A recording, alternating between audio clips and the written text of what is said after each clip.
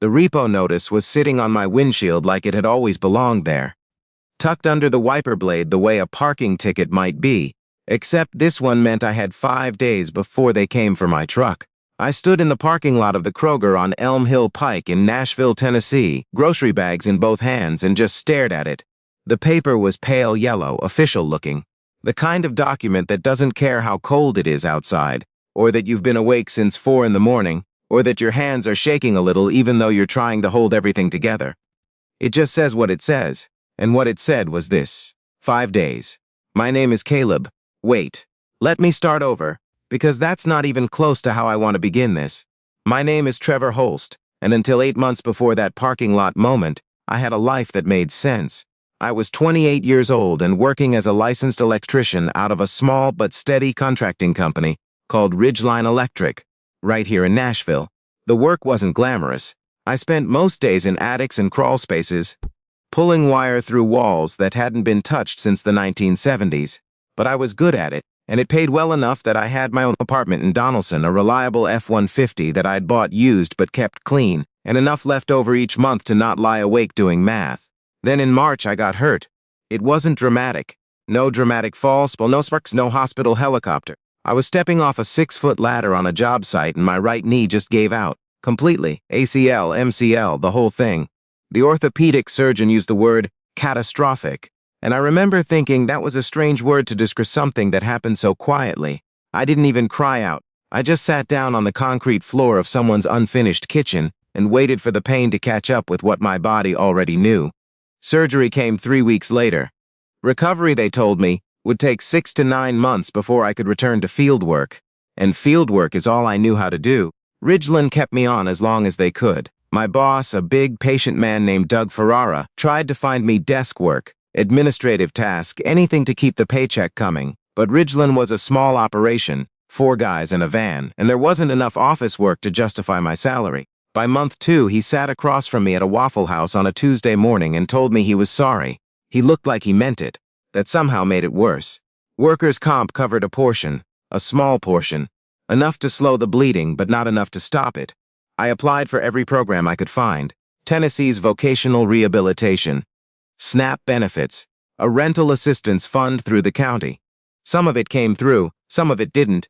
And the parts that did came with so much paperwork and waiting that by the times the checks arrived, the bills they were supposed to cover had already gone to collections. My savings ran out faster than I had ever believed possible. I had always thought of myself as responsible with money. I had 3 months of expenses set aside, which everyone says is what you're supposed to have. What they don't tell you is that medical debt doesn't wait for your savings. It just keeps adding itself to the pile. By month 5, I was making minimum payments on a credit card to buy groceries, and by month 7, I had stopped answering calls from numbers I didn't recognize.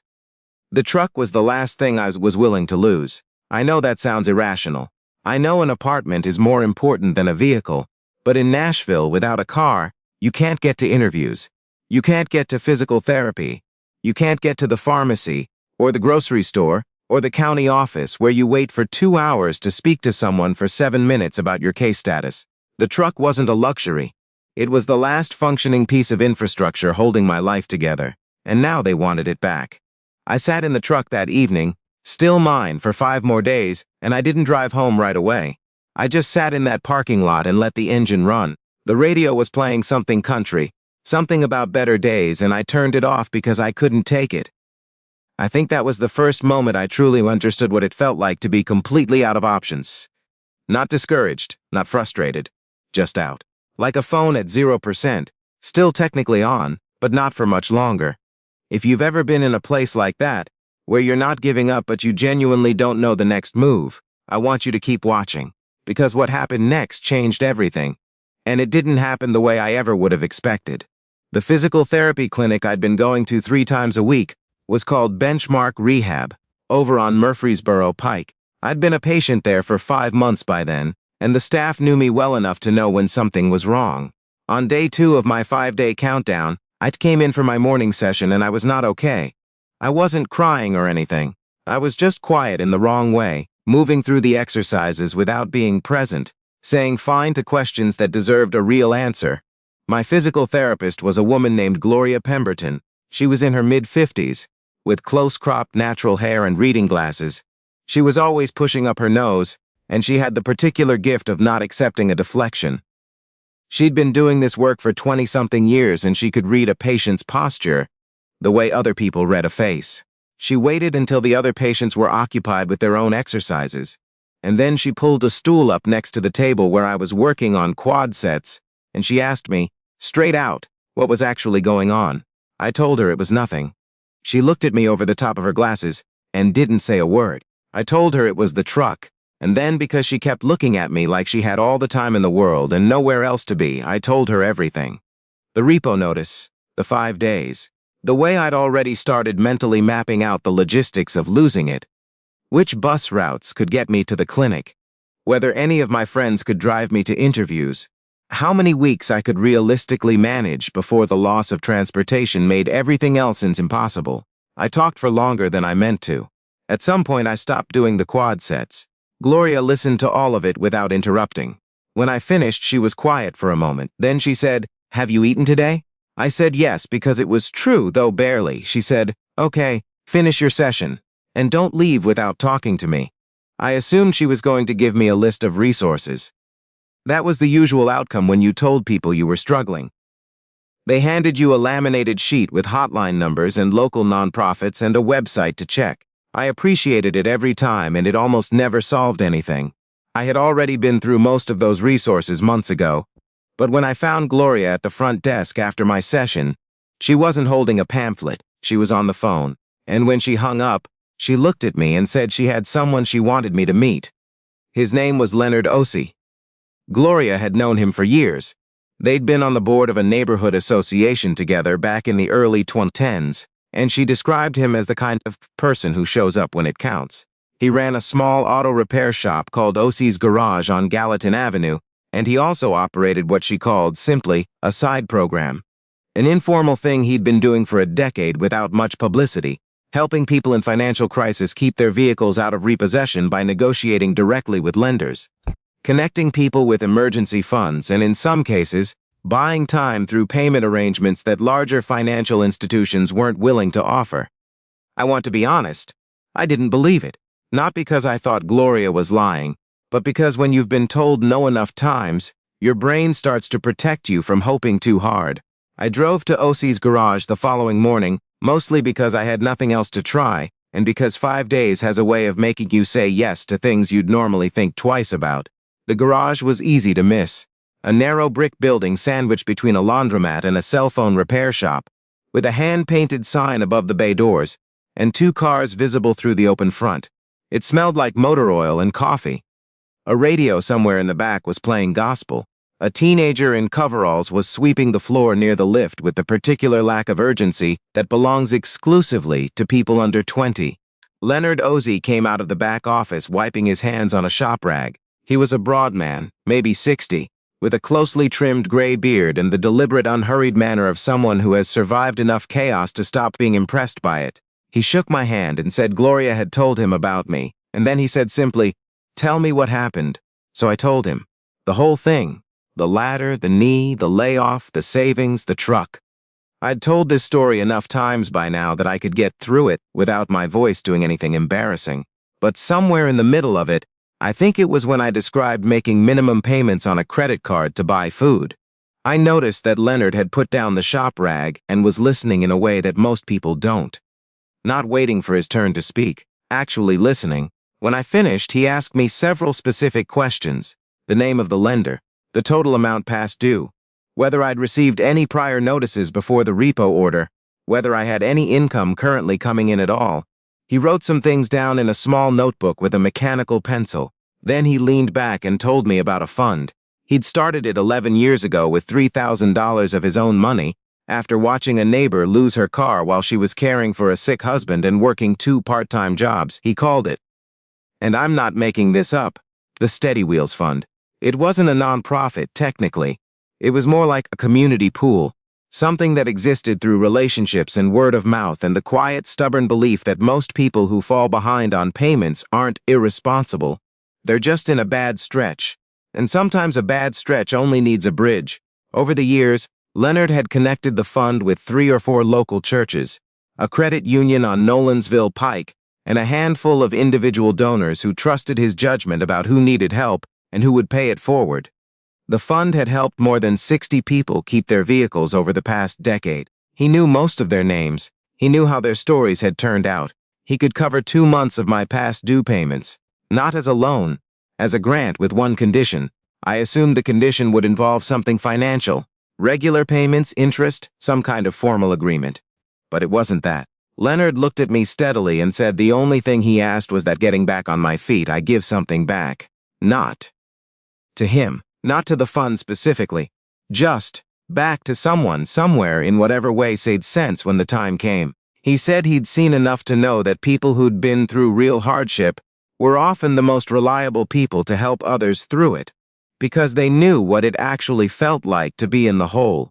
I remember sitting there in that small office that smelled like motor oil and thinking, this is not how I imagined this week ending. I said yes. Of course I said yes. Before we go any further, I want to ask you to do something. If this story is reaching you right now, if any part of it sounds familiar, the exhaustion, the counting days, the quiet shame of struggling in private, please take a moment to like this video, leave a comment, and share it with someone who might need to hear it today. Stories like this one don't happen in a vacuum. They spread because someone decided to pass them along. The next 3 weeks were strange in the best way. Strange because the absence of the repo threat felt so unfamiliar that I kept checking my phone, expecting to see a missed call from the lender. Strange because for the first time in months I had one less thing to outrun when I woke up in the morning. The knee was healing. Not fast, but steadily, the way physical progress goes, which is that you don't notice it until one day you realize you've been walking differently for a week. I started doing something I hadn't had the mental bandwidth to do when I was in crisis mode. I started learning.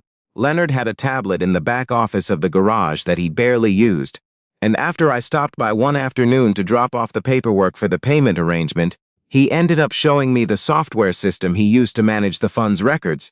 It was a mess. A beautiful handwritten mess that had been partially digitized and then abandoned.